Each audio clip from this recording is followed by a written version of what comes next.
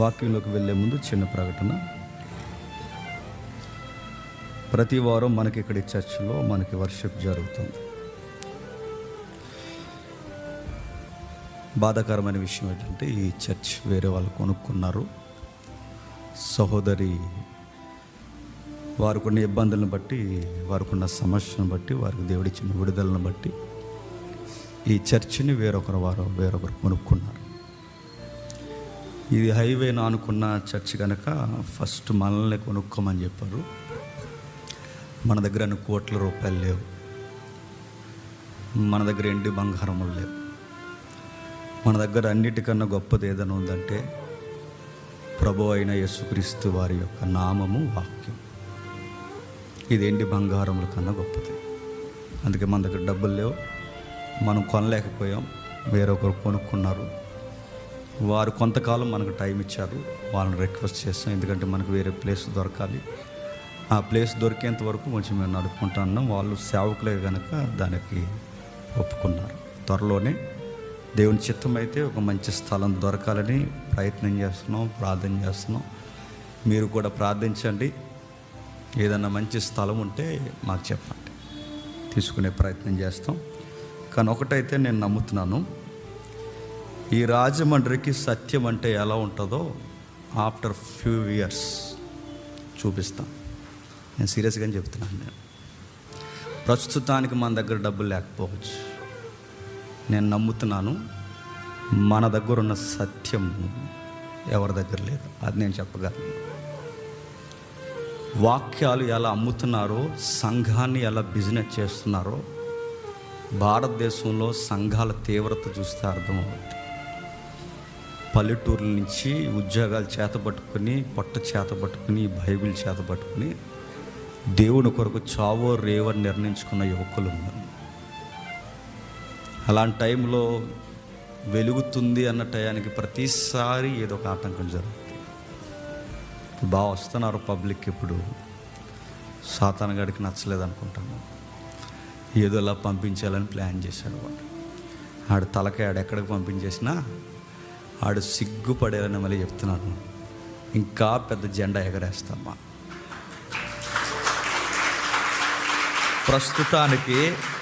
ప్రస్తుతానికి ఈ ప్లేసే చూసామా. ఎంతకు మించి స్థలం ఐ బిలీవ్ దేవుడు ఖచ్చితంగా ఇస్తాడు. ఇప్పటి వరకు రెంటెడ్గా నడుస్తున్నాం. నేను నమ్ముతున్నాను హోన్ సైట్లో మనం వర్షిప్ చేస్తాం. అది నేను నమ్ముతున్నాను. అది ఖచ్చితంగా జరగబోతుంది. మనం త్వరలోనే చూస్తాం. నేను మళ్ళీ అడుగుతున్నాను, మన ఏలెత్తి చూపించిన వాళ్ళు కూడా ఏలు వెనక్కి తిప్పుకునేలా కూడా చూపిస్తాం. నేను సీరియస్గా చెప్తున్నాను. ఎందుకంటే నా దేవుడు నా జీవితంలో నా వెనకాల చేసిన కార్యాలను బట్టి నేను నమ్ముతున్నాను.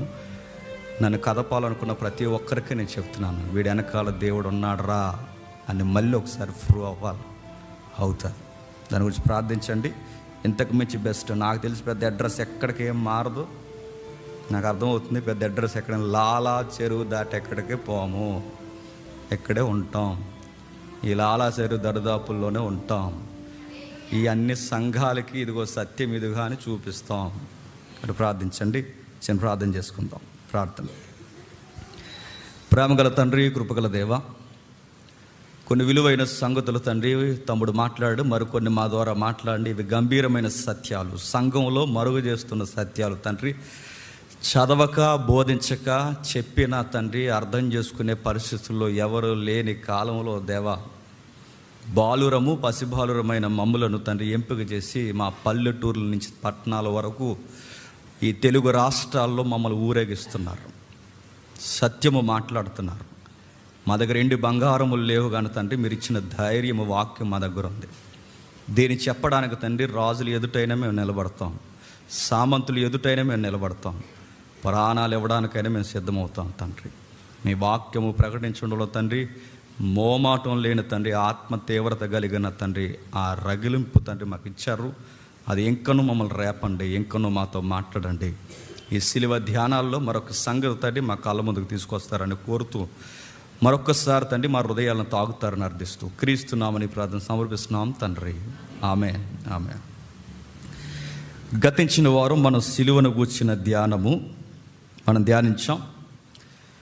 అదే సిలువ ధ్యానాల సందర్భం సార్వత్రిక సంఘంలో ఆచారంగానో వాడికగానో పెద్దల యొక్క ఆచారంగానో మొత్తం మీద వచ్చాయి.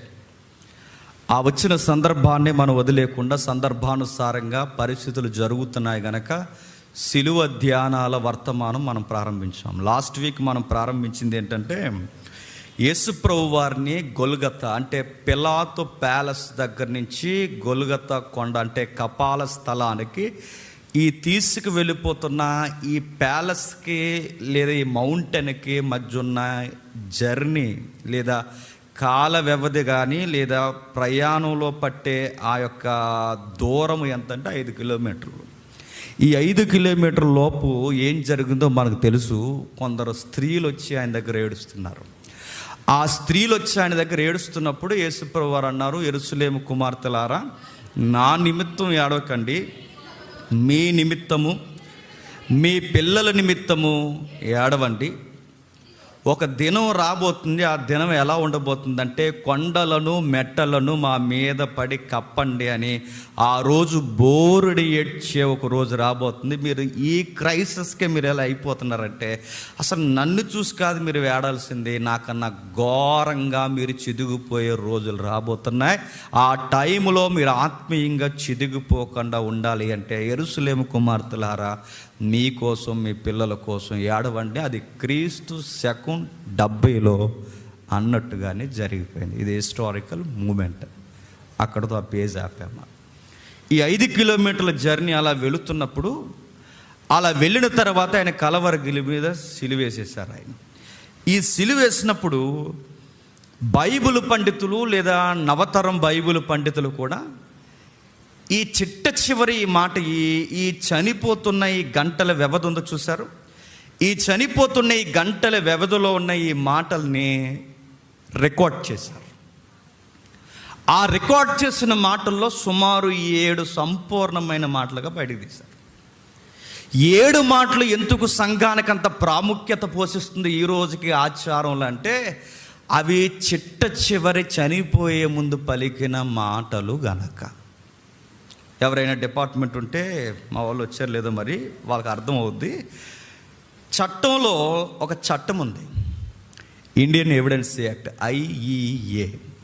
ఇండియన్ ఎవిడెన్స్ యాక్ట్ 32 క్లాజ్ 1లో ఏమంటారంటే, ఇండియన్ ఎవిడెన్స్ యాక్ట్ 32 క్లాజ్లో మనిషి చనిపోయే ముందు చెప్పే మాటలు చాలా చాలా చాలా విలువైనవి. దాన్ని ఏమంటారంటే, అప్పుడప్పుడు మీరు ఎప్పుడైనా గవర్నమెంట్ హాస్పిటల్కి వెళ్ళినప్పుడు అక్కడ ఒక పోలీస్ పాయింట్ ఉంటుంది, మీరు చూసారా? గవర్నమెంట్ హాస్పిటల్ దగ్గర ఉంటుంది, కోర్టు దగ్గర ఉంటుంది. అక్కడ ఉన్నప్పుడు మీరు చూడండి, కాలిపోయిన వారి దగ్గరికి, యాక్సిడెంట్ అయ్యి కొన ఊపిరితో ఉన్న వారి దగ్గరికి, పాము కాటు వేయబడిన వారి దగ్గరికి, గవర్నమెంట్ హాస్పిటల్లో జాయిన్ అయిన పేషెంట్ దగ్గర ఒక కానిస్టేబుల్ గారు లేదా ఒక పోలీసు, ఒక సుపీరియర్ ఆఫీసర్ ఎవరో ఒకరు వచ్చి ఒక ప్యాక్ తీసుకుని వాళ్ళ స్టేట్మెంట్ రికార్డ్ చేస్తుంటారు. మనం అనుకుంటాం కాలిపోయి ఆడెడుతుంటే ఏలేంటి రికార్డ్ చేస్తున్నారు అనుకుంటాం. మనం అనుకుంటాం వాళ్ళ చావు బతుకుల మధ్య ఉంటే ఏలేంటి ఇప్పుడు స్టేట్మెంట్లు అవసరం అంటావంటే చాలా అవసరం. ఎందుకంటే అన్ని వాంగ్మూలాలు వేరు, చనిపోయే చివరిలో చెప్పే వాంగ్మూలం గ్రావిటీ వేరు. అంటే చనిపోయే ముందు ఏం చెప్తారు? నిజం చెప్తారు. చనిపోయే ముందు నిజాలు చెప్తారు కనుక ఆ మాటలకి తీవ్రత ఎక్కువ, ప్రాముఖ్యత ఎక్కువ. అందుకే చనిపోయే ముందు స్టేట్మెంట్లు కోర్టు కూడా చాలా సీరియస్గా తీసుకుంటుంది. సూసైడ్ నోటుకి చాలా గ్రావిటీ ఉంటుంది. అలా నోట్లు రాసి చచ్చిపోగలరు, చాలా గ్రావిటీ ఉంటుంది. అంటే ఆ నోటికి అంత పవర్ ఉంటుందంటే ఎస్. అందుకే చనిపోయే ముందు బెదిరిస్తారు, నీ పేరు రా చచ్చిపోతాంటారు అంటారు. అంటే ఎందుకు? అది చాలు ఇంకా ఆయన దులిమాడేయడానికి. చనిపోయే ముందు మాటలు చాలా తీవ్రంగా ఉంటాయి. అంటే ఎవడైనా ఎప్పటి వరకు ఏదైనా కవరప్ చేయగలడు అంటే చనిపోయే వరకే చెప్పగలడు. ఇప్పుడు నేను ఇదే సేవ ఉందనుకోండి, సేవ ఉంది, ఈ సేవలో ఏదో మిరాకిల్స్ జరుగుతున్నాయి, నా దగ్గర పవర్ ఉందని చెప్పి మిమ్మల్ని గజిబిచ్చేసి నేను ఏదో ఒక మభ్య పెట్టి ఏదో ఒకటి చేస్తున్నానే అనుకోండి. ఆ చేసింది నేను ఎప్పటి వరకు చేయగలను చెప్పనా? నేను చేస్తున్న దానివల్లనే నా పీకల మీదకి వచ్చి దానివల్లనే నేను చనిపోతుంటే దానివల్లనే నన్ను చంపుతుంటే, చనిపోతుంటే, అలాంటి టైంలో నేను ఏమంటాను చెప్పిన, అయ్యా పొట్టకూటి కోసం ఏదో చేశానయ్యా, దయచేసి అలాంటిది ఏమి లేదే, అంత ట్రాస్ అయ్యా అని ఒప్పేసుకుంటాను. ఏదో బతుకుంటే ఏదో ఆకు తిందామంటాం, ఆకు చెప్పండి, ఆ ఆకు ఫ్రై అన్నా చేసుకుంటాం సారు, మేము చనిపోదు ఏదో ఏదో పట్టుకూటు కోసం ఏదో జనాలు అలా కళ్ళు కప్పామని ఒప్పేసుకుంటాం. కానీ చనిపోతున్నప్పుడు కూడా, ఊపిరి కళ్ళల్లో నుంచి పోతున్నప్పుడు కూడా నేను చెబుతున్నది ఇదే అన్నాము అంటే అది నిజమైతేనే చచ్చిపోయేటప్పుడు కూడా చెప్తారు. యేసుప్రభు వారి మాటలో నేను అడుగుతున్నాను, నిజంగానే కల్పింపబడిన దేవుడు, లేదా ఆయన ఏదో తనను తాను హైలైట్ చేసుకున్న దేవుడు, లేదా తనను తాను క్రియేట్ చేసుకున్న మానవుడే దేవుడుగా కొనియాడబడ్డాడని ఒకవేళ అనుకుంటే ఎంతవరకు కవర్ చేయగలడండి?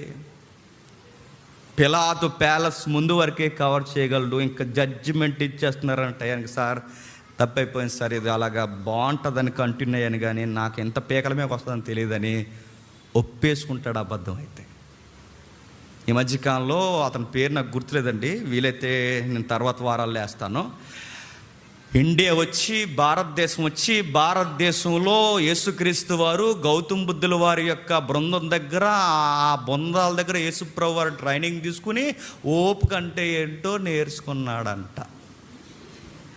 చెప్పునోడు మళ్ళీ చిన్నోడు కాదు. నేను అడుగుతున్నాను, ఎవరి మీరు తెలివైన వాళ్ళని చెప్పుకుంటారు, మీ తెలివితేటలన్నీ సంతలో పెట్టారా, మీ తెలివితేటలన్నీ డ్రైనేజీలో తొక్కారా అంటే నాకు అర్థమైంది ఏంటి చెప్పిన, ఇంత మంచి వ్యక్తి ఎవరో పరాయివాడంటే నాకు నచ్చట్లేదు, అందుకే లేవంటున్నారంటే యేసుప్రభు ఎవరో కాదు మా ఓడే అని చెప్పుకుంటున్నారంటే, మా ఓడే అని చెప్పుకుంటున్నారంటే ఇండైరెక్ట్గా మీకు నచ్చాడా ఆయన గొప్పోడని ఒప్పుకున్నారు. అందుకే తమిళ బ్రాహ్మణుడు మా గౌతమ్ బుద్ధుల దగ్గరికి వచ్చారు, ఈయన ఎవరో కాదు, మాకు ఇంటర్నల్ లింక్స్ ఉన్నాయి అన్నారంటే నీకు మనసే చెప్తుంది ఈయన గొప్పోడు, ఈయన బయట ఎట్టకూడదు, ఈయన మనోడు అనుకుంటే మనకి ఇంకా గొప్ప పెరుగుతుందని చెప్పుకుంటున్నారు. ఇలా చెబుతున్న చిన్నోళ్ళేం కాదు, ఆవులు చెప్తున్నారు, యేసు ప్రభు మీద పడి చెప్తున్నారు. ఏమని చెప్తున్నారు? ఇదిగో ఆయన ఇలా చేశాడు, అలా చేశాడు. కొంతమంది ఉన్నారు, ఈ దావా ప్రసారికులు ఉన్నారు, వీళ్ళు ఏం చేస్తారంటే సీరియస్గా సూట్లు వేసుకొచ్చి సీరియస్గా వీళ్ళు ఏం మాట్లాడతారు చెప్పిన, యేసు ప్రభు వారు సిలువ మీద అలా అలా అలా నటించాడంట. ఇలా అప్పుడు అక్కడ ఉన్నారు, అక్కడ వాళ్ళు నటించి గొలుగత్త కొండ పక్కనే ఇల్లు ఉంటుంది, అక్కడ ఉన్నారట. అక్కడ ఉండి యేసుప్రభు అలా నటించారట. మత్తయ్య గారు నటనే నిజం అనుకుని మత్తయ్య గారు ఇలా పుస్తకం పట్టుకుని ఇలా ప్యాడ్ పట్టుకుని అసలు అడుగుతున్నారు, ఆ టైంలో ప్యాడ్లు ఉన్నాయా, పేపర్ ఉందా, ఆ రోజులు ఎంత డెలిబరేట్ ఉందా, ఆ రోజు గ్రంథపు చుట్టూ కుదురింగా కూర్చుని ఇంక ముంచి రాస్తే కానీ లేదు. అక్కడ సిలువు చూసి మత్తయ్య ఇలా రాశాడట, తల ఉంచాడు, రాశాను రా.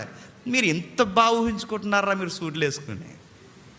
అందుకే ఈ సందర్భాలు మనం ఎందుకు ధ్యానించాలంటే ఇది హిస్టారికల్ రికార్డ్స్, ఇది ఒక క్రైమ్ స్టోరీ. ఇది మళ్ళీ నేను చెప్తున్నాను, ఈ క్రైమ్ స్టోరీ 2000 సంవత్సరాల క్రితం మనం వెనక్కి వెళితే ఒక దర్యాప్తు ఉంది. ఆ దర్యాప్తులో కొన్ని మౌలికమైన విషయాలు ఉన్నాయి.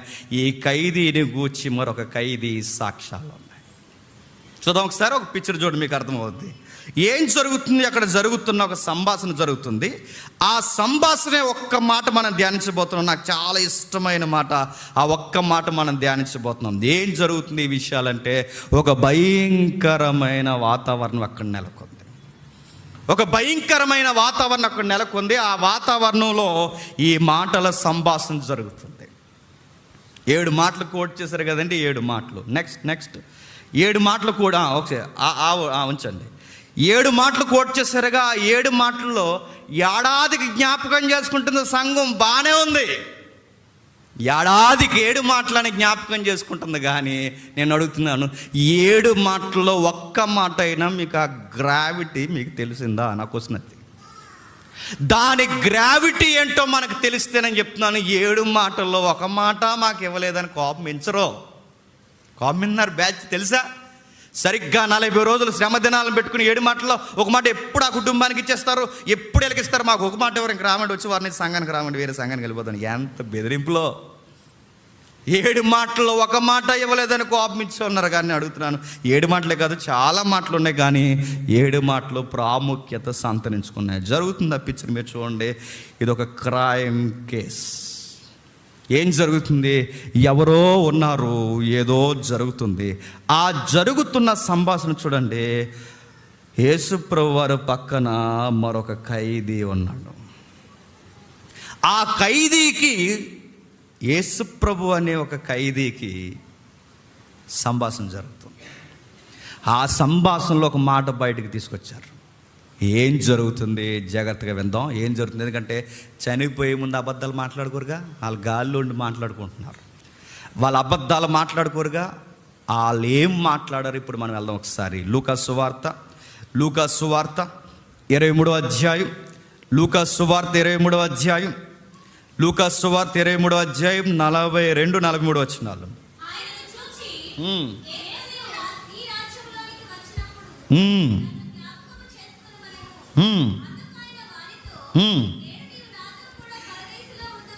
నేడు నీవు నాతో కూడా పరదేశులో ఉందువని నిశ్చయముగా నేను నీతో చెప్పుచున్నాను. మళ్ళీ అడుగుతున్నాను, నేడు నీవు నాతో కూడా పరదేశులు ఉండు. ఈ మాట ఏ టైంలో చెప్తున్నాడు చెప్పనా? ఇక ఊపిరి కొన్ని గంటల్లో నిమిషాల్లో పోతుంది అన్నప్పుడు యేసుప్రభు గారు అన్నారు, మరొక యూనివర్స్ ఉంది అన్నాడు. మరొక లైఫ్ ఉంది, మరొక లోకం ఉంది, మరొక ప్రపంచం ఉంది. ఈ ఉనికి ఇక్కడితో కాదు, ఉనికి స్టార్ట్ అవుతుంది. యేసుప్రభు వారిని మళ్ళీ చెప్తున్నాను. ఈ మాటలు చెబుతున్నప్పుడు ఒక భక్తుడు ఇలా కౌంటర్ చేశాడు. ఆయన చెప్పిన మాటలు పిచ్చోడి మాటలైనా అయి ఉండాలి, లేదా ఆయన చెబుతున్న మాటలు మనం సీరియస్గా తీసుకోకపోతే మనమైనా పిచ్చోలమై అయి ఉండాలి. రెండిట్లో ఏదో ఒకటి జరగాలి.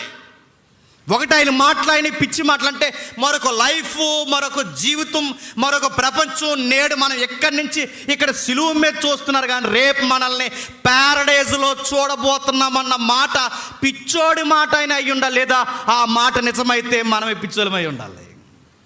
మనం సీరియస్గా మనమే పిచ్చోలమై ఉండాలి. అంటే ఈయన సీరియస్గా, నేను మళ్ళీ చెప్తున్నాను, ఆయన పిచ్చివాడు కాదు, ఆయన అబద్ధికుడు కాదు. ఆయన చెప్పినవి అక్షర సత్యాలు. ఆయన ఉపదేశాలు గాంధీ లాంటి వారికే ఎన్నుపూసలా నిలబడ్డాయి.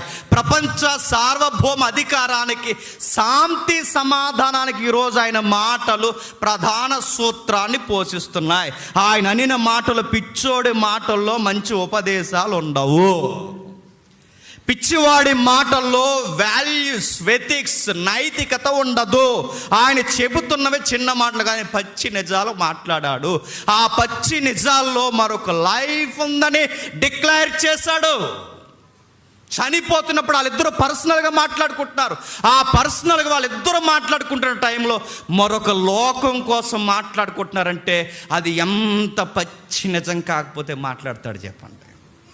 నెక్స్ట్ నేను అడుగుతున్నాను, ఈయన సిలువేశారు, నేడు నాతో కూడా పరదేశులో ఉందివన్న మాట అక్షరాలు నిజం. ఎందుకంటే చచ్చిపోయే ముందు ఒక మనిషే అబద్ధం చెప్పకపోతే మహిమ కలిగిన దేవుడు చెప్పండి అబద్ధం చెప్పే అవకాశమే లేదు. చనిపోయే ముందు మనుషులే అబద్ధాలు ఆడు. ఆయన చనిపోతున్నప్పుడు సశరీరుగా ఆయన అబద్ధాలు ఆడే అవసరత ఆయనకి లేదు. ఆయన ఖచ్చితంగా నిజాలు మాట్లాడుతున్నాడు, నిజాలే ఆయన మాట్లాడుతున్నాడు. ఆయన నిజాలు మాట్లాడుతున్నాడు గనకే మళ్ళీ నేను చెప్తున్నాను, ఈయన సిలువేసినది పిలాతు గవర్నమెంట్ కాదు. నా మాట మీకు అర్థమవుతుందో లేదో? ఈ సిలువను నిర్ణయించింది పిలాతు కాదు, ఈ సిలువను నిర్ణయించినది రోమన్ గవర్నమెంట్ కాదు, ఈ సిలువను నిర్ణయించింది పరిసయ్యులు శాస్త్రులు కాదు, ఈ సిలువను నిర్ణయించింది ఎవడో గాలంటిపోయే దానేగాళ్ళు కాదు, ఈ సిలువను నిర్ణయించింది ఎవడో కాదు. ఆ సిలువను ఆయనే నిర్ణయించుకున్నాడు, ఆయనే కోరుకున్నాడు. అది ఎప్పుడు కోరుకున్నాడు తెలుసా? క్రీస్తు పూర్వం, అంటే ఆయన పుట్టక ముందు నుంచే యెషయా ద్వారా ప్రవచనాలు చెప్పించాడు. ఆయన కోరుకున్నాడు, ఆయన నిర్ణయించుకున్నాడు. ఇదిగో ఎలా జరగబోతుంది, ఇది నా చిత్తానుసారంగానే నేను కోరుకుంటున్నాను. పిలాతు చెప్పడం వలన సిలువెక్కలేదు, ప్రభు అనుకున్నాడు గనక సిలువెక్కుతున్నాడు. పిలాతు మరల చెప్తున్నాను, పిలాతు చెప్పడం వల్ల కాదు, పిలాతు చేయబోయేది ఆయనకు తెలిసే కనుక ఆయన ఇష్టపడ్డాడు. పిలాతు ఎక్కించకపోతే ఇంకొకటి ఎక్కిస్తాడు, ఇంకొకటి కాకపోతే ఇంకొకటి ఎక్కిస్తాడు. లేదంటే మన ఇండియాలో ఉన్న మన ముఖ్యమంత్రులు ఆ రోజుకుంటే ఎక్కిస్తారు, ఎవడో ఒకడు ఎక్కిస్తాడు. కానీ ఆ సిలువ ఎక్కడం అనేది పక్కా. ఆయన కోరుకున్నాడు. క్రీస్తు పూర్వం 700 సంవత్సరాలు, అంటే అక్కడి నుంచి 700 సంవత్సరాలకు ముందే జడ్జిమెంట్ చెప్పేశాడు. ఏమనంటే, ఇదిగో నేరస్తులతో పాటు నీకు స్థలము నియమింపబడింది అంటే. దీన్ని వీక్షణలా లేదు, దీన్ని వీక్షిస్తున్నది, దీనికి అధ్యక్ష పదవి వహిస్తున్నది ఏరదుగడు కాదు, పిలాతు కాదు, పరిసయ్యులు శాస్త్రులు కాదు. దీనికి అధ్యక్షత వహిస్తున్నదంటే ఈ స్తుతినికి, దైవానికి, త్రిత్వంలో ఆ దైవం తండ్రి దేవుడు అధ్యక్షత వహించి, నువ్వు ఇక్కడ పుట్టాలి, ఇక్కడ సిలువ వేయబడాలి, ఈ ఊర్లో పుట్టాలి, ఇక్కడ పెరగాలి, ఇక్కడ నువ్వు జీవించాలి. ఇదంతా దగ్గరుండి ప్రాజెక్ట్ వర్క్లా చేసింది ఎవరు తెలుసా? తండ్రి అయిన దేవుడు. అందుకే చూడండి, ఆయన పుట్టుక పశువుల మధ్య పుట్టాడు, పశువుల మధ్య పరుండబెట్టబడ్డాడు.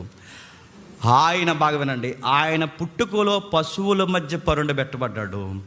ఆయన మరణంలో మృగాలు లాంటి మనుషుల మధ్య ఉంచబడ్డాడు. అది పక్క ప్లానింగ్. అది పుట్టుకలో జంతువుల మధ్య ఉన్నాడు, చనిపోయే ముందు జంతువుల లాంటి మనుషుల మధ్య ఉన్నాడు. దొంగతో మాట్లాడుతున్నాడు, ఇద్దరు మాట్లాడుకుంటున్నారు. ఈ కోర్టు ఇంకా చెప్పకముందే చెబుతున్నాడు, నేడు నాతో కూడా పరదేశంలో ఉంటాం. వీళ్ళిద్దరూ మాట్లాడుకుంటున్నప్పుడు అక్కడ జరుగుతున్న విషయం చూడండి. చాలా విచిత్రమైన మాటలు అక్కడ సంభాషణ జరిగింది. మత్తయి సువార్త ఒకసారి చూడండి, ఇదే అధ్యాయం లేదా ఇదే సందర్భం మత్తయి కూడా కోట్ చేశాడు. ఏమని కోట్ చేస్తున్నాడు చూడండి. మత్తయి సువార్త 27వ అధ్యాయం, మత్తయి సువార్త 27వ అధ్యాయం, త్వరగా మత్తయి సువార్త 27వ అధ్యాయం 41 నుండి 44 వచనాలు.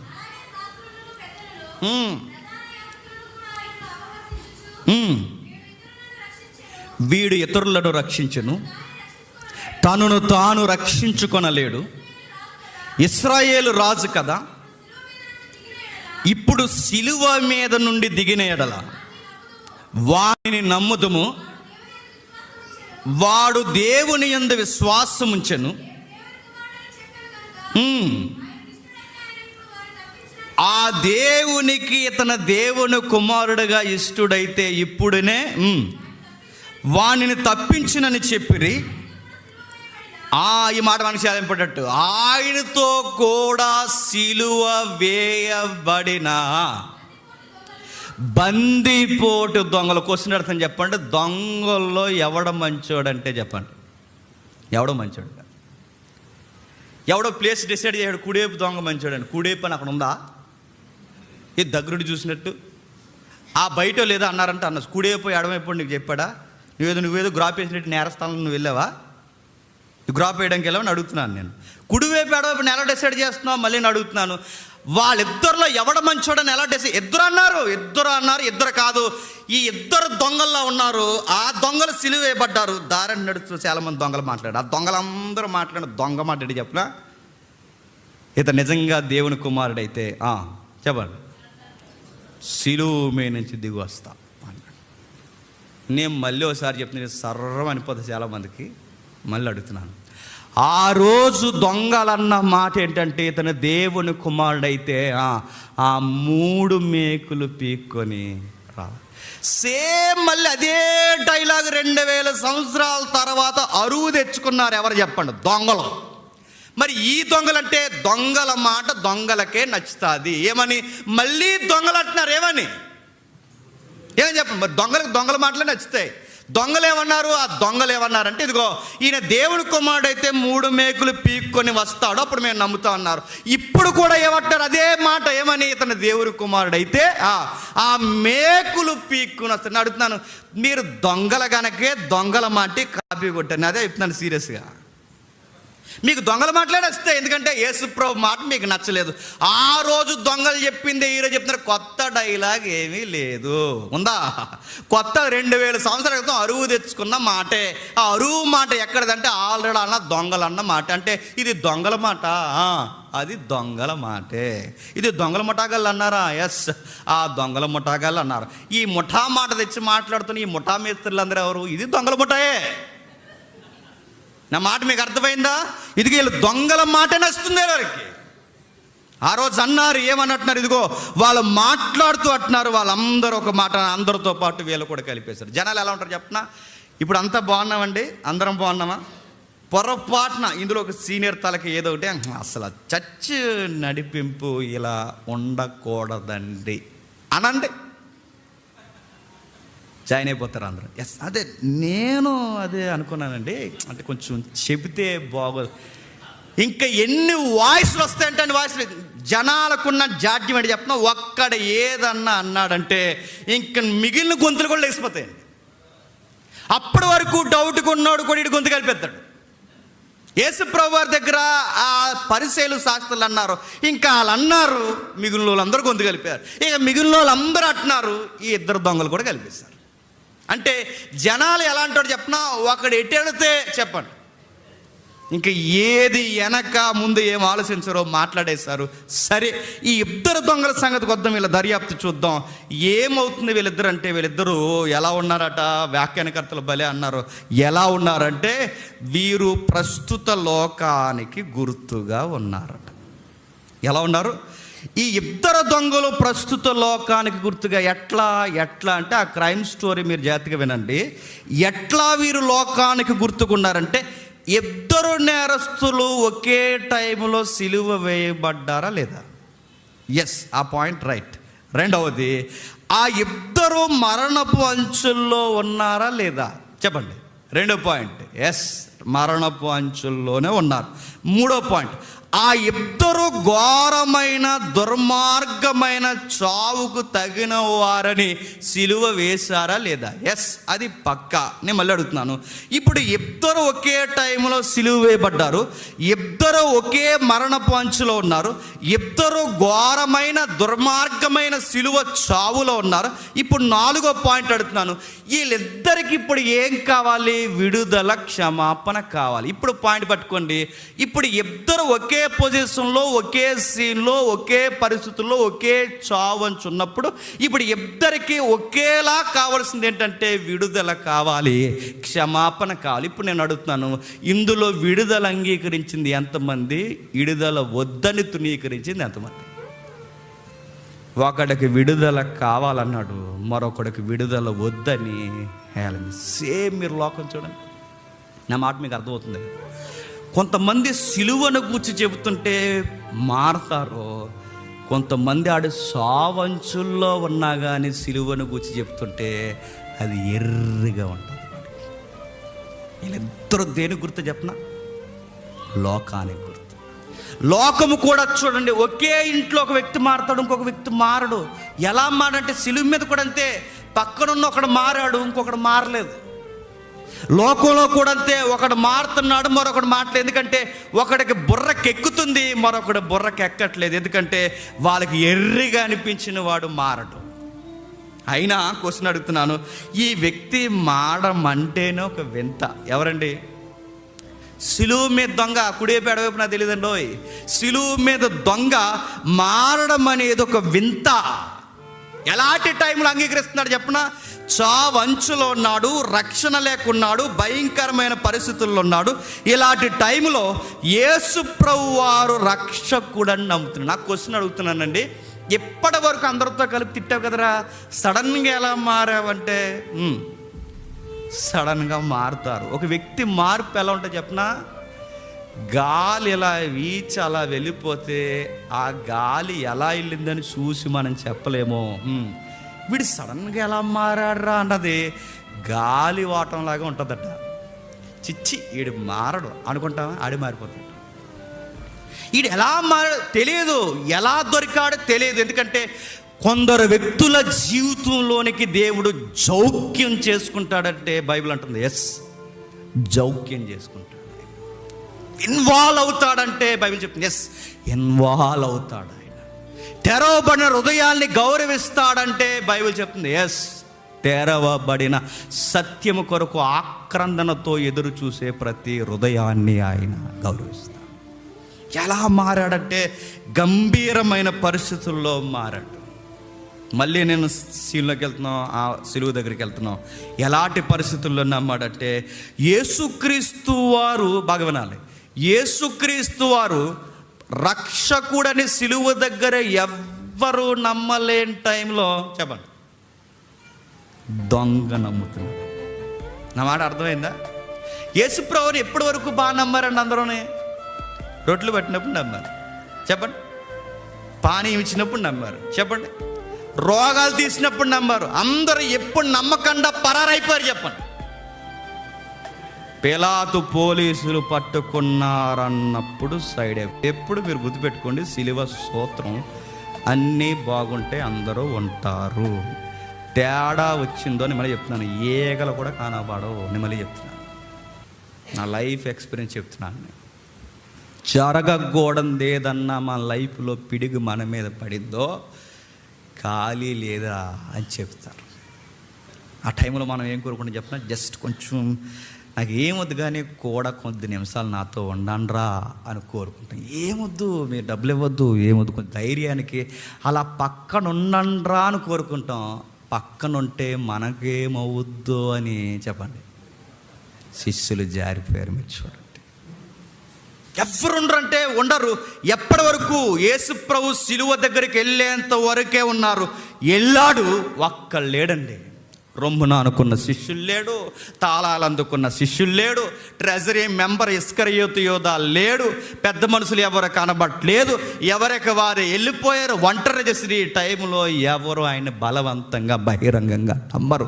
అలాంటి టైంలో దొంగ నమ్ముతున్నాడు. ఆ నమ్మకమే ఒక అద్భుతం. ఎలా నమ్మాడు? సిలువ మీద చాలామంది ఈజీగా అంటారు, సిలువ మీద ఆడదండి ఛాన్స్ అంటే. నేను అంటాను, నీకు ఎత్తాడు ఛాన్స్ చేయించుకుంటావా? నేను అడుగుతున్నాను. చాలామంది అడుగుతా, భలే చివరి క్షణంలో భలే మారిపోయాడు అంటే, నీకు అది కావాలంటే చెప్పు, ఎగ్జాక్ట్ సిలువ వేస్తారు ఆప్షన్ నీకు కావాలంటే. అడుగుతున్నా, అంత ఈజీగా ఎలా? అంత ఈజీగా మార్పు కాదు అది. చాలా పైన జరిగిన సంభాషణ, చివరి వాంగ్మూలం చిన్న మాటలే కానీ ఆ వాంగ్మూలాలు వివరణ తీసుకుంటుంది. చాలా చాలా విస్తారమైన వివరణ ఉంది అక్కడ. మన గుండెలు బరువెక్కిపోయే వివరణ ఉంది. ఎవ్వరు నమ్మలేని టైంలో రక్షకుడని నమ్మడం ఏంటండి? ఇదిగో ఇక్కడ చూస్తున్నారు, దారిండిపోయి వాళ్ళందరూ చూస్తున్నారు. ఏమని అంటున్నారు యేసుక్రీస్తు వారిని? శత్రువులు పగలబడి నవ్వుతున్నారు. యేసు ప్రభు, దేవుని కుమారుడు అన్నావు, అదన్నా ఇదన్నా, ఓడిపోయావు. 3 మేకులేసి నిన్ను బంధించేశారు. ఓడిపోయావు, నువ్వు ఓడిపోయావని శత్రులు ఎక్కిలి నవ్వులు నవ్వుతున్నారు, కేకలేసి నవ్వుతున్నారు. ఇంకా ఆయన స్నేహితులు ఆయన ఒంటరిని చేసి వెళ్ళిపోయారు. ఇంకా జన సమూహం మోకుమ్మడిగా, ఒక్కడ కాదండి, అపహాస్యం మీద అపహాస్యం చేస్తున్నారు. అపహాస్యం మీద నేను అడుగుతున్నానండి, బాధల్లో ఉండి మనం ఏడుస్తుంటే పక్కకు వచ్చి నవ్వుతున్నారు అనుకోండి, ఎలా ఉంటుందండి? మీకు ఎలా ఉంటుంది? ఆ సీన్లోకి వెళ్తేనే అర్థమవుతుంది. బాధల నుండి మనం ఏడుస్తుంటే ఇదిగో శత్రువులందరూ విజయ కేకలేస్తున్నారు. అయిపోయాడ్రా, ఇక అయిపోయాడ్రా, సిలివేసేసామని అందరూ అంటున్నారు. మిగిలిన వాళ్ళందరూ స్నేహితులు, ఏర్రా 12 మంది తిరిగారు, ఏర్రా అంటే చెట్టుకు ఒకరు పుట్టుకొకరు వెళ్ళిపోయారు. ఎవ్వరు లేరు. పేతురు, నువ్వు మొన్నటి వరకు కూడా తిరిగావు. ఆ గలిలయ టీం మెంబర్లో 1 ఆఫ్ ది మెంబర్ యాక్టివ్గా నువ్వు కనిపించావు. నువ్వేగా అని ఒక అమ్మాయి అడిగిందండి. ఒక అమ్మాయి, ఆ అమ్మాయి అడిగితే ఏమన్నా చెప్తున్నా, నేనా, ఆయన, నేనుండడమా, టీం మెంబరా, అసలు ఆయన ఎవరో నాకు ఎత్తేసారు జెండాలందరూ. మరో మాట చూడండి, ఎక్కిలు నవ్వులు నవ్వుతున్నారు, హేళన చేస్తున్నారు. అది ఎలా ఉంటుందని, మనం బాధల్లో మనం ఉంటే ఆ ఇద్దరు పక్కన నిలబడి మన వైపు చూసి చూడనట్టు చూస్తున్నాం లేదు, చూసి మన వైపు చూసి వినబడేలా డైలాగులు వేసుకుని నవ్వుకుంటున్నారు అనుకోండి, ఎలా ఉంటుందండి? చాలా మానసికంగా ఆయన చంపేస్తున్నారు సిలువ మీద. శారీరకంగా చంపేయడానికి సిలువేసేశారు, మానసికంగా చాలా కృంగదీస్తున్నారు. అలాంటి టైంలో మళ్ళీ నేను చెప్తున్నాను, అలాంటి టైంలో చాలా తీక్షణంగా చూస్తున్నాడు ముద్దాయి. చాలా తీక్షణంగా చూస్తున్నాడు ఆ ఖైదీ, చాలా తీక్షణంగా చూస్తున్నాడు. శిక్ష విధింపబడిన ప్రిజనర్ వాడే చూస్తున్నాడు. ఎలా చూస్తున్నాడు? ఇదిగో సూక్ష్మంగా చూస్తున్నాడు. ఊహకందని పరిస్థితుల మధ్య ఆయన నమ్ముతున్నాడు. నెక్స్ట్, ఆయన సిలువుపై ఉన్న దేన స్థితిని యూదులు అపహాస్యం, అవమానం చేసి బలమైన మాట అన్నారు. ఏమని చెప్పినా, ఇతడట దేవుని కుమారుడట, ఇతను దేవుడు కుమారుడైతే దేవుడైతే ముందు తనను తాను రక్షించింది. ఎన్ని డైలాగులు వినబడుతున్నాయి. మనం చదువుకుని వెళ్ళిపోతాం, కానీ మీరు ఆ సీన్లో నిలబడండి, ఎంత ఎటకారమైన చుట్టూ తిరుగుతుంది చూడండి. ఇంకా అన్నారట, అలాంటి టైంలో శిష్యులు కానీ ఎవరైనా అక్కడికి వచ్చి, ఇదిగో లోక పాపాలను మోసుకొని పోవు దేవుని గొర్రె పిల్లంటే, ఇప్పుడు ఈ బ్యాచ్ అంతా ఏమంటారు చెప్పండి? అవునవును మోసిపోతాడులే, మీరందరూ ఉట్టి కట్టుకుని ఊదిరు, కానీ మేము అందరూ చచ్చిపోతాం లేండ్రా అనరండి. అప్పుడప్పుడు చూసారా, యేసుప్రభువు నమ్ముకుంటారా, ప్రమాదం ఉందంటే అవునరా మేము అందరం చచ్చిపోతాం, చెప్పండి మీరు అందరూ బతికండి, మీరు స్వర్గం వెళ్ళిపోండిరా, మేము ఎన్ని ఎట్టకారాలండి. ఆ రోజు కూడా లోక పాపాలను మోసుకొని పోవు దేవుని గొర్రె పిల్లని ఇప్పుడు ఈ టైంలో ఎవరైనా చెప్తే, మళ్ళీ చెప్తున్నాను, పక్క అన్నవుతారు. గొర్రె పిల్లని సిలివేసేస్తే పాపాన్ని మోసుకెళ్తుందా అన్నవుతారు. ఇంకా చెప్తున్నాడు. ఏమని చెప్తున్నాడంటే, మొదటి నుండి ఆయన మెస్సయ్యగా విశ్వసించిన వారు ఎప్పుడైతే సిలువు వేసేసారో, ఎప్పటి వరకు కాస్తో కోస్తో మెస్సయ్య నమ్మారు. ఇప్పుడు ఎప్పుడైతే సిలివేసేసారో, ఇక సిలివేసిన తర్వాత ఇక మెస్సయ్య నమ్ముతారా? ఇక నమ్మకం లేదు, పూర్తిగా పోయింది, ఇక పూర్తిగా వదిలేస్తారు. ఇలాంటి టైంలో ఆ దొంగ ఎలా నమ్ముతున్నాడు? అదే విచిత్రం. ఇలాంటి పరిస్థితుల్లో ఆ దొంగ యేసుప్రభు రక్షకుడని నమ్మడం, మెస్సేగా అంగీకరించడం, ఆ మెస్సేను గూర్చి సువార్త చెప్పాడు దొంగ. మెట్లు ఉన్నారు, అందరికీ చెప్తున్నాను నేను. 52 వారాలు మనం చర్చకొచ్చిన ఏ రోజు సువార్త చెప్పం మనం. సిలువ మీద దొంగ ఏం చెప్పకుండా అలా భలే వెళ్ళిపోయాడండి. ఏమి వెళ్ళిపోలేదు, సువార్త చెప్పాడు, చేశాడు. ఏం జరిగింది? ఆయన ఎలా మారాడంటే అది ఒక ఆత్మీయ గ్రహింపు. అది ఎలా వచ్చిందంటే అది ఊహలకు అందనది. ఇంకా కొన్ని క్వశ్చన్ రేట్ చేశారు. ఏమన్నారంటే, ఆయన నమ్మడానికి ప్రూఫ్ ఏం లేదట. ఎవరు నమ్మడానికి? దొంగ నమ్మడానికి. అడుగుతున్నాను, దొంగ నమ్మడానికి అది ఇప్పుడు మనం నమ్మడానికి పునరుద్ధానం ఉందా? మనకి యేసుప్రభు మరణించి తిరిగి లేచడానికి మనకు ప్రూఫ్ ఉంది, బైబిల్ ఉంది, అపోస్తుల హతసాక్ష్యాలు ఉన్నాయి, మిషనరీల యొక్క జర్నీలు ఉన్నాయి, ఎన్నో సాక్ష్యాలు ఉన్నాయి మనకి. మరి దొంగ ఇతను మెస్సయ్య అని నమ్మడానికి మళ్ళీ అడుగుతున్నాను, ఎవిడెన్స్ ఏముంది? అది నమ్మడం అంటే. నా కారు ఎత్తే నమ్ముతానండి అంటే అదే నమ్మకం. నీ కారు నమ్మకం, నువ్వు లోన్ ఎట్టుకుంటే బ్యాంకు కూడా ఎత్తాడు కారు. నీకు కారు ఎత్తే నమ్ముతాను, బైక్ ఎత్తే నమ్ముతాను, ఇల్లు ఎత్తే నమ్ముతాను, పెళ్లి చేస్తే నమ్ముతాను. కారు ఇవ్వకపోతే నమ్మను, పెళ్లి చేయకపోతే నమ్మను. మరి ఎవరు నమ్ముతావు? ఆపద మొక్కులు వాడు ఉన్నాడు, ఆయన నమ్మేస్తానంట.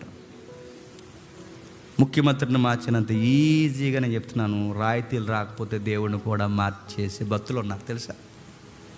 పని అవుతలేదురా, ఉద్యోగం రాలేదు, నీ దగ్గరికి వచ్చా. కానీ డిఎస్సిలో 1 మార్కులో పోయిందిరా. డిఎస్సి యేసుప్రభుని చాలా బిలీవ్ చేశాను కానీ రా 1 మార్క్ ఇవ్వలేకపోయాడు. అందుకే రా చర్చి గట్ట రా. నీ బోర్డు డిఎస్సి ఎగ్జామ్ కోసం నమ్మావు నువ్వు. ఎవరిని? యేసుప్రభు. అంటే డిఎస్సి ఎగ్జామ్లో నువ్వు పాస్ అయితే యేసుప్రభు గొప్పోడు, డిఎస్సి ఎగ్జామ్ అవ్వకపోతే డిఎస్సి కన్నా చిన్నోడు యేసుప్రభు. నీ డిఎస్సి పట్టని చెప్తాను, నువ్వు పోయి డ్రైనేజ్లో పడు. ఇలాంటి నమ్మకాలు ఆయనకు అవసరం లేదు. మరి చెప్తున్నాను, మరి ఎందుకు నమ్మాలి? ఆయన ఎందుకు నమ్మాలంటే దొంగ చెప్తున్నాడు చూడు. ఆ దినాన్న మిట్ట మధ్యాహ్నం, బాగా వినండి, మిట్ట మధ్యాహ్నం నడినెత్తి మీద సూర్యుడు ఒకేసారి గాఢాంధకారము కమ్మక ముందే. నా మాట మీకు అర్థమవుతలే లేదు. అంటే గాఢాంధకారం అంటే చిమ్మ చీకటి ఆ దేశాన్ని కమ్మక ముందే, ఆ అద్భుతం జరగక ముందే దొంగ అమ్మేశాడు. మళ్ళీ మరో మాట ఉంది, దేవాలయపు తెర రెండుగా చెరగక ముందే దొంగ నమ్మాడు, భూమి వనకక ముందే దొంగ నమ్మాడు, బండలు బద్దలవక ముందే దొంగ నమ్మాడు, భూకంపం రాకముందే దొంగ నమ్మాడు, శతాధిపతి ఇతను దేవుని కుమారుడని చెప్పక ముందే చెప్పండి నమ్మేశాడు. ఏ ప్రూఫ్ ఉంది నమ్మడా? నీకు ప్రూఫ్స్ కావాలి, నీకు ఎవిడెన్స్ కావాలి, నీకు ఏదో ఒక ఆధారం కావాలి. యేసు ప్రభువుని నమ్మాలంటే నీకు ఇల్లో వాకులో ఏదో ఒకటి ఇస్తేనే నమ్ముతావు. నీ ఆరోగ్యం కుదుట పడితే నమ్ముతావు. కానీ దొంగ నడుతున్నాను, ఏ ఆధారం ఉందని నమ్మాడు చెప్పండి? ఏ ఆధారం లేనప్పుడే నమ్మాడు. బండలు బద్దలవక ముందే, సూర్యుడికి మేఘాలు కమ్మక ముందే, భూమి మీద లేదా యెరూషలేము దేశం మీద, క్షమించండి ఇజ్రాయేల్ దేశం మీద చీకటి రాకముందే నమ్మేశాడు. ఎంతగా నమ్మాడంటే, యేసు నీ వచ్చినప్పుడు నన్ను జ్ఞాపకం చేసుకో అన్నంత నమ్మాడంటే, ఇంకా ఈయన ఊపిరి పోకముందే ఎంత బాగా నమ్మాడు తెలుసా? నువ్వు మళ్ళీ వస్తావు, ఐ బిలీవ్ అన్నాడు. నేను నమ్ముతున్నాను, నువ్వు వస్తావు నడుతున్నాను. కూడా తిరిగినోళ్ళు లేచాడంటేనే సమాధి దగ్గరకు పోయి ఒంగుని చూసారట, నిజంగానే లేచాడని. ఎవరు చదివారు? సువార్తలో చదువుతున్నారు అప్పుడప్పుడు అండి. చదవకపోతే దేవుడు చీ అంటాడు. ఇంకెంతకన్నా దరిద్రం లేదు. ఇంకా చదవండి, సిలువ ధ్యానాల్లో అయినా చదవండి. మొబైల్లో చదువుతున్నాండి ఈ మధ్య. అంటే మొబైల్లో చాలా చదువుతున్నా, తెలుసులే. బైబిల్లో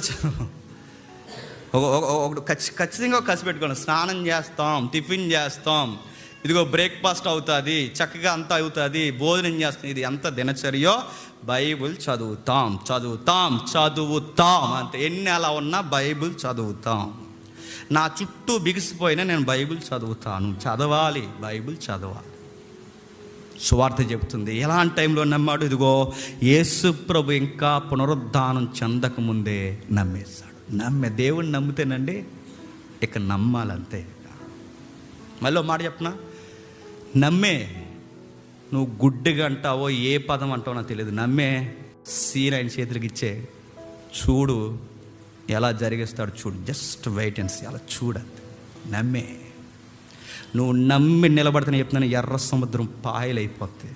నువ్వు నమ్మి నిలబడితే చెప్తున్నాను, బలమైన ఎరుకోగోళ్ళు పడిపోతాయి. నువ్వు నమ్మి నిలబడు, ఆకాశం స్తంభించిపోద్దు. నువ్వు నమ్మి నిలబడు, సూర్యచంద్రులు ఆగిపోతాయి. నమ్ము, ఆయన చేస్తాడు. నమ్మంతే.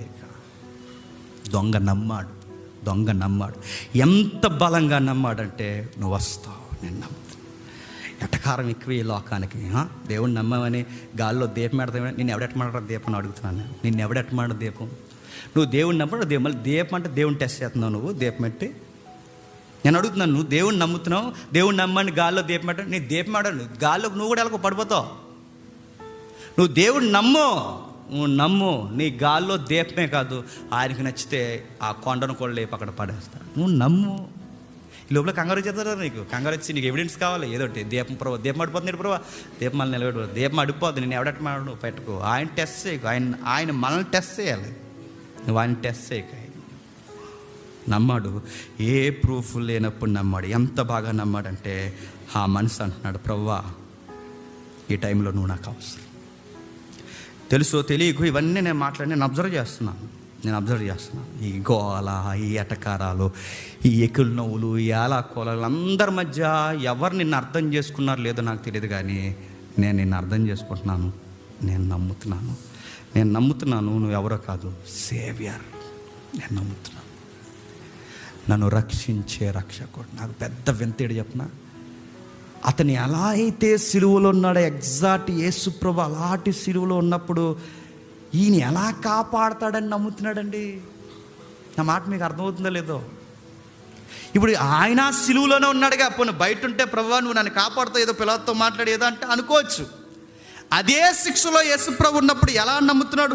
అదే నమ్ముతున్నాడు. దొంగ ఎలాంటి టైంలో నమ్ముతున్నాడంటే, నువ్వు రక్షిస్తావని నమ్ముతున్నాడు. మళ్ళీ నేను చెప్తున్నాను, కాళ్ళు చేతులు మేకలికేసి బిగించేసి ఏ క్రియ చేయలేనప్పుడు, జీవితం అయిపోయిందని జీవితమే ఎక్కిరించి సవాల్ చేసి నిలబెట్టినప్పుడు అలాంటి టైంలో నమ్ముతున్నాడు. ఎంతగా నమ్ముతున్నాడంటే పశ్చాత్తాపంతో నమ్ముతున్నాడు. ఎంత నమ్ముతున్నాడు చెప్పనా? ఇంకా నా వల్ల ఏమీ కాదని నమ్ముతున్నాడు. దేవుణ్ణి ఎలా నమ్మాలి చెప్పనా? ప్రభువా నా వల్ల ఇంకేమీ అవ్వదు ప్రభువా, నేను నమ్ముతున్నాను. అంత నమ్మాలి మనం. కాళ్ళు చేతులు ఆడుతున్నాయి ప్రభువా, కాళ్ళు చేతులు ఆడుతున్నాయి ప్రభువా, పని అంతా జరుగుతుంది ప్రభువా, అందుకు మేము నమ్ముతానంటే నీ క్రియలను బట్టి నమ్మేది రక్షణ అనిపించుకోదు. నేను మళ్ళీ చెప్తున్నాను, మనం క్రియలను బట్టి రక్షింపబడం, క్రియలు చేయడానికి రక్షింపబడతాం. నా మాట మీకు అర్థమైందో లేదు? క్రియలను బట్టి మనం రక్షింపబడడం. ఎందుకంటే దొంగ ఏ మంచి పనులు చేసేయడానికి రక్షింపబడ్డాడండి? అన్ని దొంగతనాలు చేశాడు, దొంగతనాలను బట్టి రక్షింపబడ్డాడు. క్రియలను బట్టి రక్షింపబడ్డాడు. చాలామంది ఏమంటారంటే, నేను మారడానికండి మా నాన్నమ్మ చాలా తీవ్రంగా ప్రార్థన చేసిందండి, మా నాన్నమ్మ వల్లే మారి. మీ నాన్నమ్మకే దికానం లేదు, గుర్తుపెట్టుకో. నానమ్మ వలన అమ్మమ్మ వలన కాదు, దేవుని కృప వలనే రక్షింపబడతారు. అది గుర్తుపెట్టుకో. మీ నానమ్మని కృప వల్లనే రక్షించాడు, నిన్ను కృప వల్లనే రక్షించారు. మా అయ్యగారుల యొక్క ప్రార్థన వలన, ఎవరు ప్రసంగాల వలన, మళ్ళీ చెప్తున్నాను, నా ప్రసంగాల వలన కూడా, ప్రపంచంలో ఎవరి ప్రసంగాల వలన ఎవ్వరూ దేవుడు ఇన్వాల్వ్ అయితే కానీ ఎవరు మారరు. ఊరకే మనుషులు రారు, ఎందుకంటే మనుషులకు ఉన్నంత వంకరతనం ఎవరికి ఉండదు. ఊరకే మారు, దేవుడు కలగ చేసుకుంటే కానీ మారడు. ఈ మనిషి ఎలా మారాడు? అంత పశ్చాత్తాపం ఎలా వచ్చిందంటే దేవుడు ఆ హృదయాన్ని అందుకే చూడండి, ఆ లూదియా దగ్గరికి వెళ్ళినప్పుడు అక్కడ ప్రేయర్ జరుగుతుంది. వీళ్ళు వాక్యము గ్రహించే హృదయాన్ని వాళ్ళకి దయచేసి, అంటే దేవుడు ఇస్తే కానీ మారు. దేవుడు ఎప్పుడు వరకు ఇవ్వడంటే, నేను మళ్ళీ చెప్తున్నాను, ఎప్పుడు వరకు ఇవ్వడంటే ఆ మొండితనం పోయేంత వరకు, దేవునికి మనసులో చోటియ్యనొల్లనంత వరకు దేవుడు ఇన్వాల్వ్ అవ్వడు. నువ్వు దేవునికి ప్లేసి నీలో మార్పు చూస్తాడు. రోమిలికి రాసిన పత్రిక చూద్దాం ఒకసారి. చూడండి, రోమిలికి రాసిన పత్రిక త్వరగా, రోమిలికి రాసిన పత్రిక 10వ అధ్యాయం, రోమిలికి రాసిన పత్రిక 10వ అధ్యాయం 10వ వచనం నుంచి.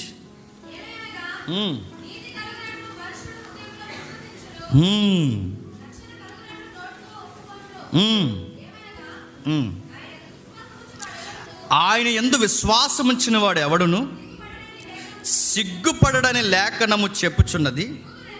యూదుడని గ్రీసు దేశస్థుడని ఎలా రక్షింపబడతారట చెప్పండి? హృదయమందు విశ్వసిస్తే రక్షింపబడ్డాడు. ఇప్పుడు ఈ రెఫరెన్స్ మీరు కోట్ చేయండి.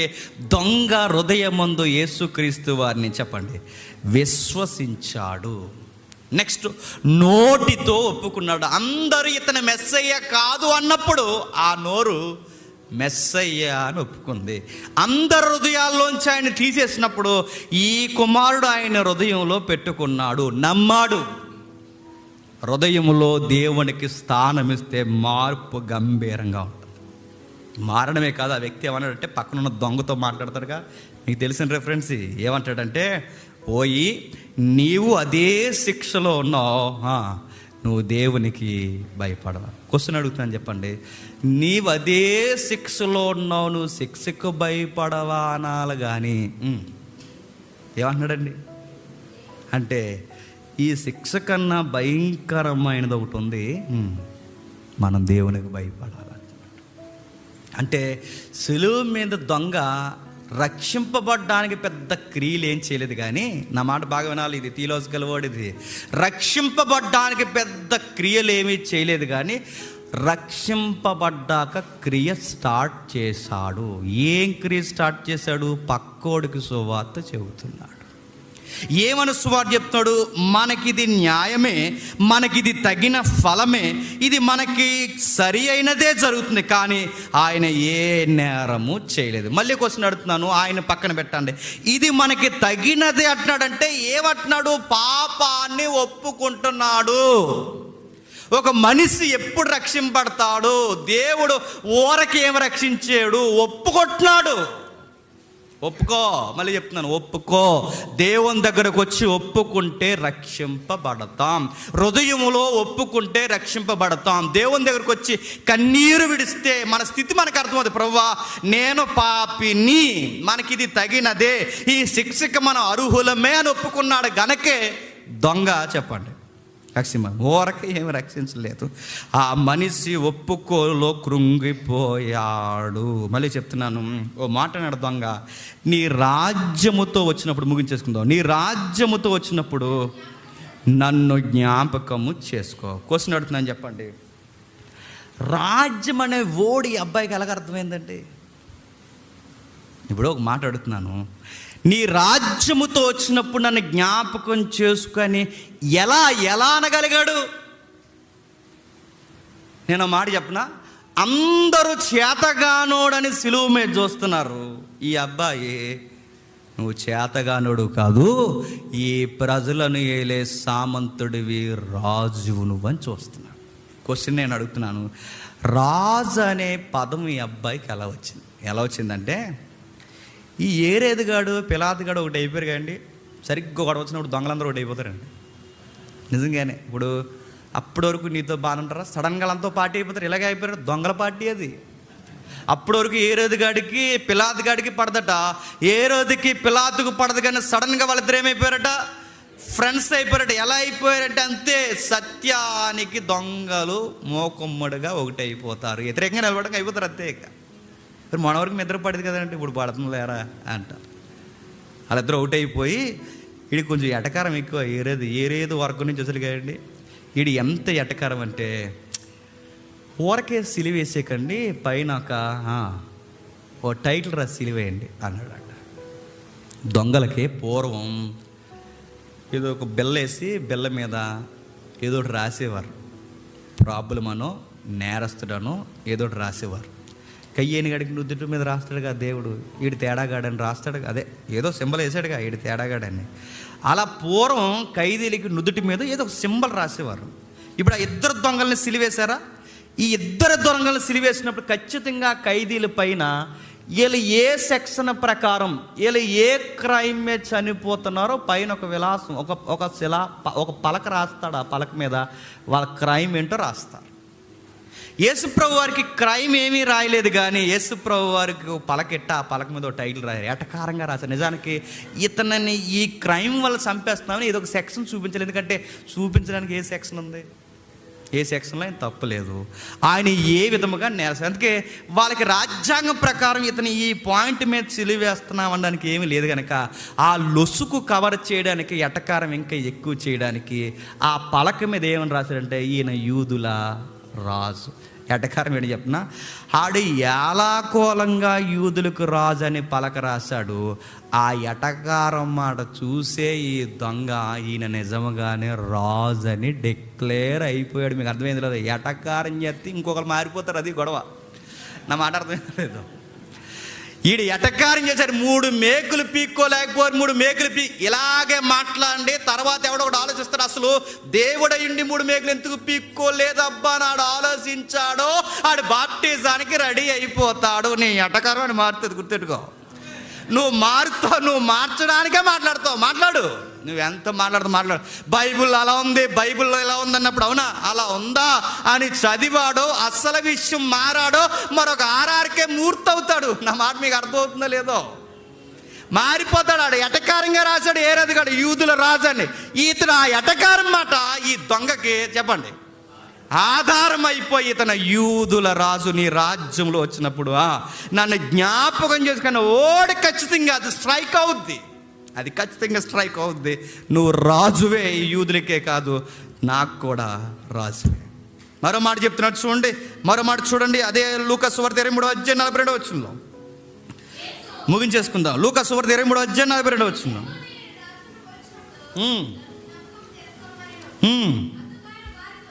అందుకు ఆయన వానితో, నేడు నీవు నాతో కూడా పరదేశంలో ఉందువని నిత్యముగా నీతో చెప్తున్నాను. మళ్ళీ ఆ మాట ఎంత బాగుందో చూడండి. బావడం కాదు, బాధగా ఉంది. ఆ మాట ఎలా ఉందో చెప్పనా, నీవు నన్ను జ్ఞాపకం చేసుకో. ఆ మాట ఎలా ఉందో చెప్పనా, నేను బాగున్నప్పుడల్లా చాలామంది ఉన్నారు, ఇంకెవడో నన్ను జ్ఞాపకం చేసుకోరు.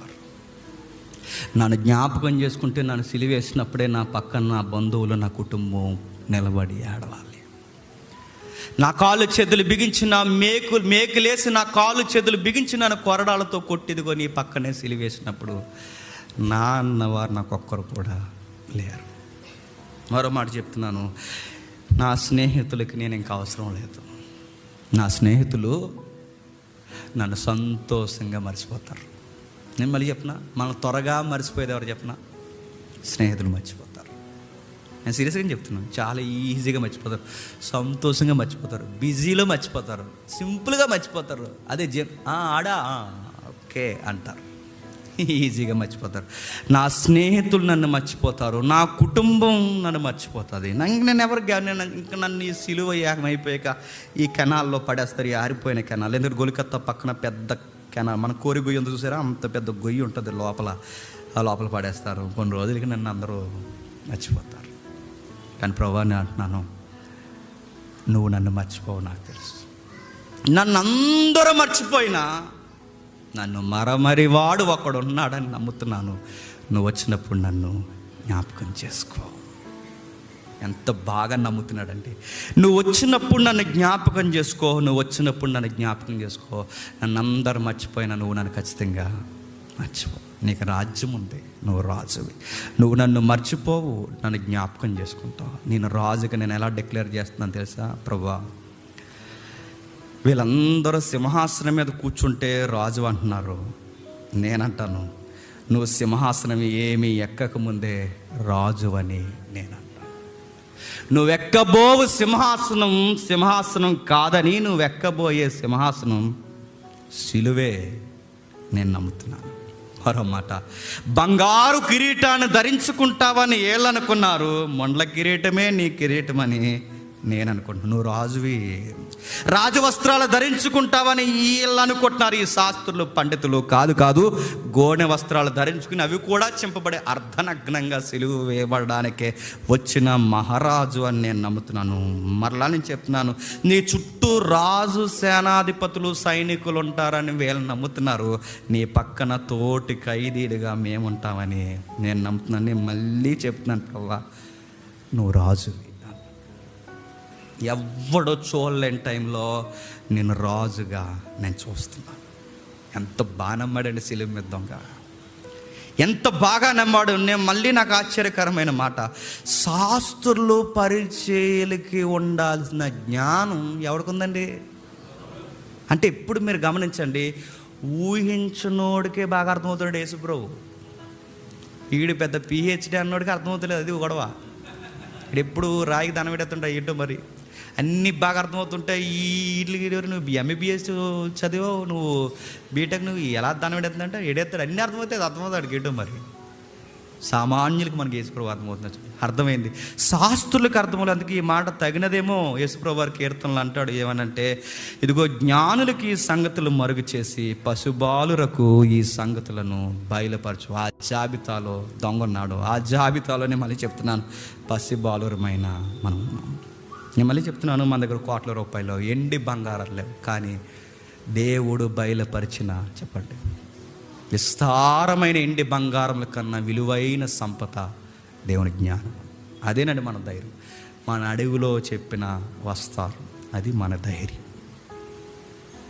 ఇంకా చెప్తున్నాడు, ఆ దొంగ మాట్లాడుతూ ఇంకా ముగించేస్తాను. ఏమంటున్నాడంటే, ఆ దొంగ మాట్లాడుతూ ఆ తోటి దొంగని ఏమంటున్నాడు చూడండి, 23వ అధ్యాయం 41వ వచనంలో, 23వ అధ్యాయం 41వ వచనంలో ముగించేసుకుందాం.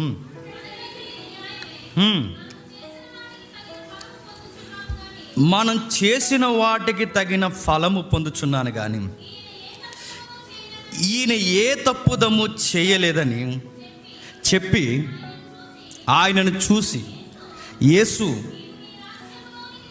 నేను నీ రాజ్యములోనికి వచ్చినప్పుడు నన్ను జ్ఞాపకం చేసుకో. నా మాట వినండి, టైం ఎంత ఉందండి అతనికి? చాలా తక్కువ టైం ఉంది. ఇంకొక కొన్ని గంటల్లో 5 తెస్తారు. ఏంటి, పెద్ద పెద్ద సుత్తులు. ఆ సుత్తులు తెచ్చి వీళ్ళని ఏం చేయబోతున్నారు తెలుసా? చెప్పండి. వారు శీల బండ్లాలో బద్దలు కొట్టబోతున్నారు. అలాంటి టైంలో వాళ్ళకి తెలుసు, ఎందుకంటే ఎందరో ఖైదీలను చూశారు, ఎలా చంపేస్తారో ఆ దేశంలో బతికిన వాళ్ళకి తెలుసు. ఉరుతాళ్ళు మనకెలా తెలుసో సిలువ వాళ్ళకి అలా తెలుసు. వాళ్ళని ఎలా చంపబోతున్నారు తెలుసా? అలాంటి టైంలో సుత్తురిచ్చి కొడేస్తారు ప్రభు అని అట్లేదు. ఎలా, ఏం చెప్తున్నాడు చెప్పనా?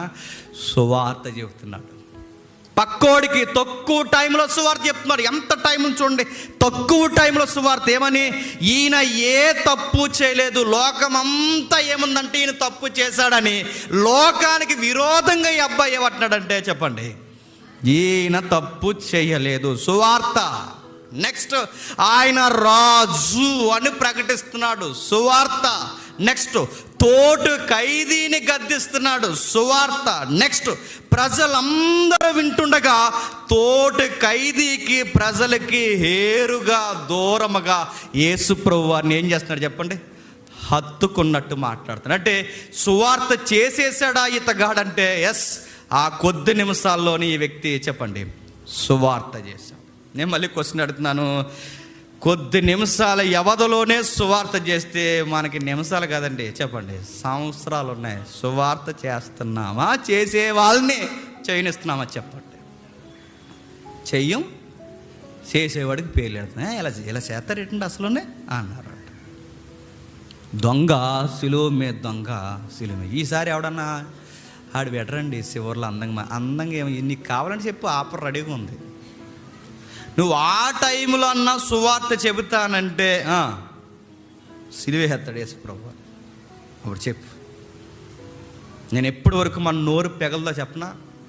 మనకన్నీ బిగించిపోయే వరకు నోరు పగలదు. మనకి మంచం పడేస్తాం చూసారా, ఎదురో మంచం ఎక్కేస్తాం, ఎందుకంటే ఖచ్చితంగా మంచం ఎక్కేస్తాం.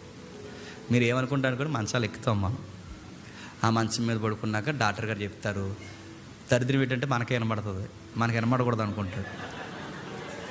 అలా పక్క పోయి మాడుకుంటారు కానీ మనకి వినబడుతుంది ఏంటో మరి. వినబడి ఇలా చేస్తాడు దేవుడు. ఆ వినబడినప్పుడు ఇంకా కొన్ని రోజులు ఉంటాడండి అని, కానీ అది డైరెక్ట్గా వినబడిపోతుంది, బ్లూటూత్లో పెట్టినట్టు మనకి. అప్పుడు వెంటనే ఎక్కలేని సువార్త పక్క పేషెంట్కి చేసేస్తుంటాం. దేవుడు నమ్మకం అంతా దేవుడు. ఆ మంచం ఎక్కక ముందే చెప్పండి సువార్త చెయ్యండి. ఆ మంచాలు ఎక్కక ముందే, మూలక ముందే సువార్త చేయండి. యేసుప్రభు వారు అన్నాడు, నేడు నాతో పరదేశం. నాకు ఆ మాట ఎంత విచిత్రంగా ఉందంటే, నువ్వు నన్ను జ్ఞాపకం చేసుకో అన్నాడు. ఒక మాట కదండి అన్నాడు. నువ్వు నన్ను జ్ఞాపకం చేసుకొని ఒక్క మాట అంటే యేసుప్రభు అంతకు మించి అన్నాడు.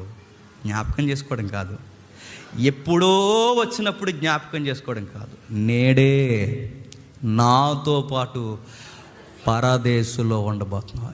ఈ దేవుడికి వచ్చిన గొప్పతనం ఏంటి చెప్పినా, మనం అడిగింది ఎంత చెప్పండి, ఆయన చేసేది మన ఊహలకు అందనంత. జస్ట్ నన్ను జ్ఞాపకం చేసుకున్నాడు. ఇంకా ఈయన ఎంత ప్రేమమయుడంటే, ఆయనకి 3 రోజులు నిద్ర లేదు యేసుప్రభు వారికి. భోజనం లేదని గెచ్చమనే వనం నుంచి ఆయనకి భోజనం కానీ, రెస్ట్ కానీ, మానసికంగా శారీరకంగా ఎక్కడ కూడా ఆయనకి మనశ్శాంతి లేదు. అలాంటి టైంలో కొరడాల చేత ఘోరంగా ఆయన ఈపుని చీరేస్తారు. యెషయాలో ఇలా ఉంటుంది, ఆయనకి సొగసైనను స్వరూపమైనది, అంటే ఆయన ఆకారము రక్తపు ముద్ద అయింది. అలాంటి టైంలో నడుతున్నాను. ఎవరైనా పక్కన వాళ్ళు ఆ టైంలో మనకు మాట్లాడితే మన బొరకెక్కుతుందండి. ఇప్పుడు మీరు ఒక 6 రోజులు నిద్ర లేదనుకోండి, ఏదో ఒక 3 రోజులు నిద్ర లేదు, భోజనం చేయలేదు, 3 రోజులు తిరగండి, ఒక రోజు నిద్రపోలేదు, ఒక రోజు పూర్తిగా భోజనం చేయలేదు. అలా టైంలో ఎవరో ఒకరు వచ్చి నీతో మాట్లాడితే నువ్వేమంటావు?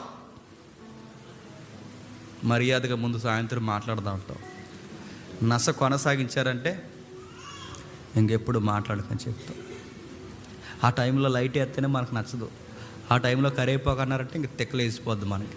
గ్యాస్ అయిపోయింది అన్నారంటే అలా అయిపోతాయి. ఆ టైంలో టెంపర్, ఎందుకంటే నిద్ర లేకపోతే వచ్చే టెంపర్ వేరండి. నాకు ఈ మధ్య నిద్రలేమి ఎక్కువ, ఎందుకంటే నిద్ర ఉండదు, నిద్రలేమి ఎక్కువ.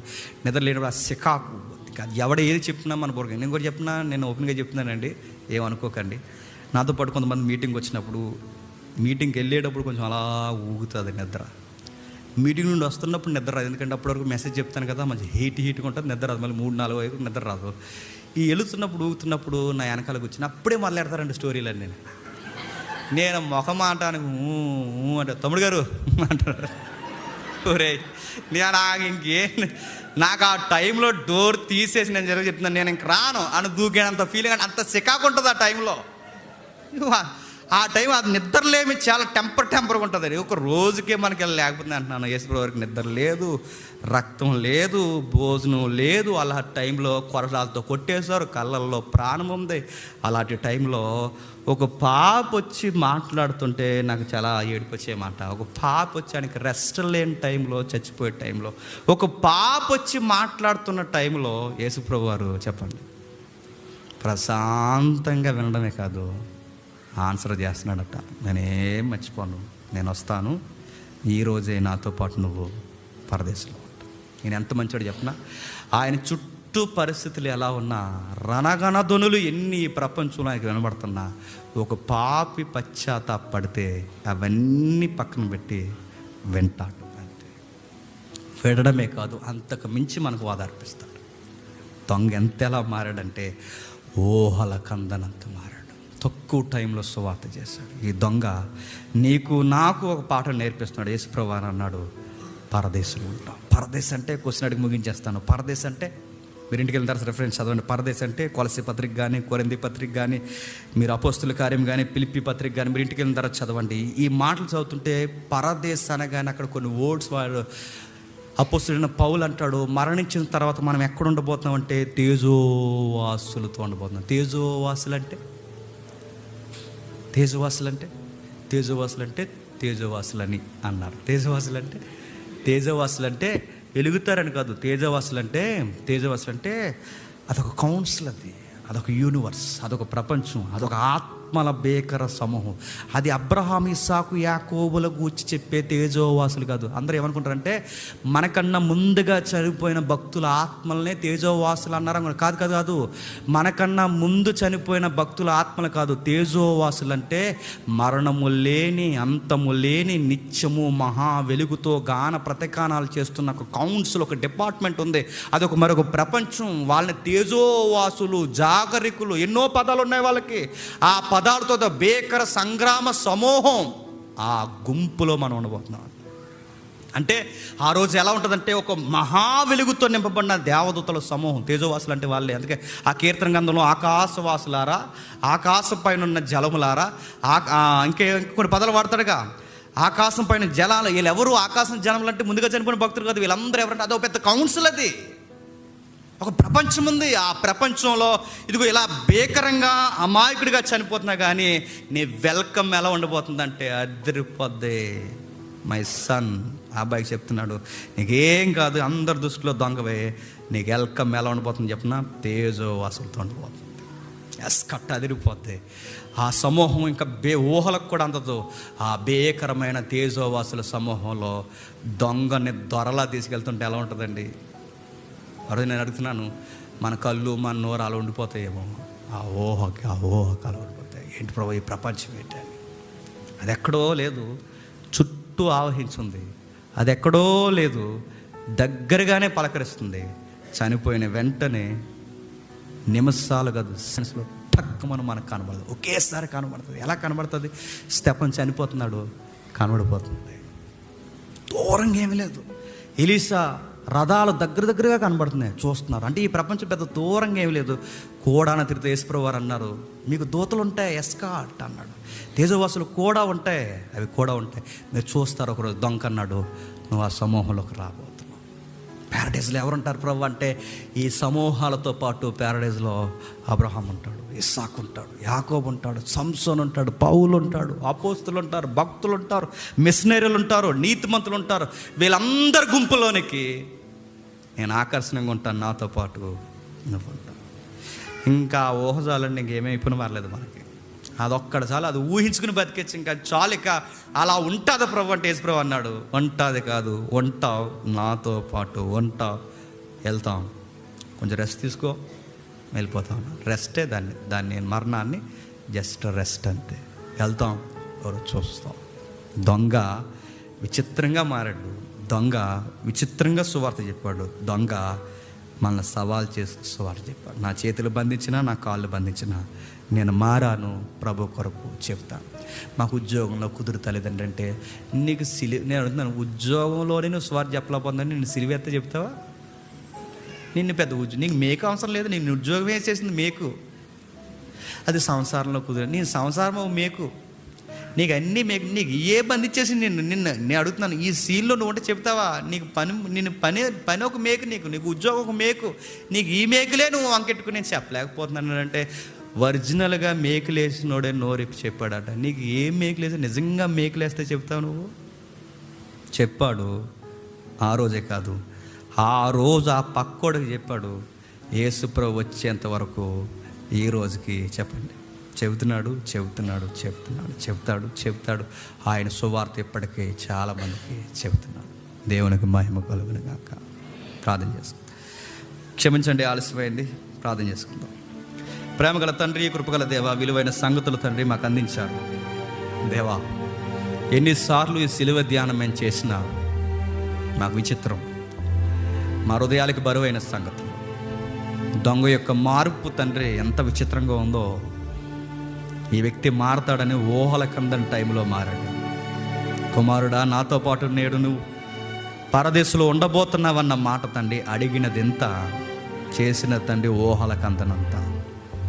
తండ్రి, రణగొన ధనులు మీ చుట్టూ ఎన్నో ఉన్నా, ఈ ముల్లోకాలను మీరు పరిపాలిస్తున్నా తండ్రి, ఆ టైంలో పాపి స్వరం వింటారా అంటే మీరు వింటారు తండ్రి. మీరు ప్రేమను కనుపరచేవారు, రక్షించేవారు. నన్ను ఎవ్వరూ జ్ఞాపకం చేసుకోరన్న ప్రతి వ్యక్తి మీ దగ్గరకు వచ్చి వేడిస్తే ఖచ్చితంగా మీరు జ్ఞాపకం చేసుకుంటారు తండ్రి. మాకు ఎండి బంగారాలు వద్దు కానీ తండ్రి, మాకు మీరుంటే చాలు. మీ రాజ్యంలో స్థానం ఉంటే చాలు. ఎప్పటికైనా ఏదో ఒక రోజు చచ్చిపోవలసిన వారమే తండ్రి. చనిపోయిన తర్వాత తండ్రి తేజోవాసుల సమూహంలో, పరదేశుల గుంపులో తండ్రి మేము ఉంటే అంతకన్నా ధన్యత మాకేమీ లేదు దేవా. బతుకున్నంతకాలం నమ్మకంగా సువార్త చేస్తాం, నమ్మకంగానే కన్ను మూస్తాం. మమ్మల్ని శత్రులుగా భావించి మమ్మల్ని హేళన చేసి ఈ సువార్త పాడు చేయాలని తండ్రి ఎవరెవరైతే అనుకుంటున్నారో వారిని మార్చండి, వారిని గద్దించండి. మీ చిత్తమైతే తండ్రి మాకు ఒక ఉన్నతమైన స్థలాన్ని ఇవ్వండి తండ్రి. మేము నోరి పడగలేము, మేము ఎవరిని ఇమ్మని తండ్రి, మేము చేతులు చాసి మేము పిలవలేము తండ్రి. మీరే కలగజేసుకోండి, మీరే మాకు అనుగ్రహించండి. ఏది ఏమైనా ఈ మహాపట్నానికి తండ్రి సత్యం అంటే ఏంటో చూపించి తండ్రి, ఒకరోజు మేము నమ్మకమైన సేవకుడని కన్ను మూసేంత వరకు తండ్రి యేసు వార్త చేస్తాం. మా శత్రువులను, మా మిత్రులను తండ్రి మీ చేతులకు అప్పగిస్తూ క్రీస్తు నామమున ప్రార్థన సమర్పిస్తున్నాం తండ్రి. ఆమేన్.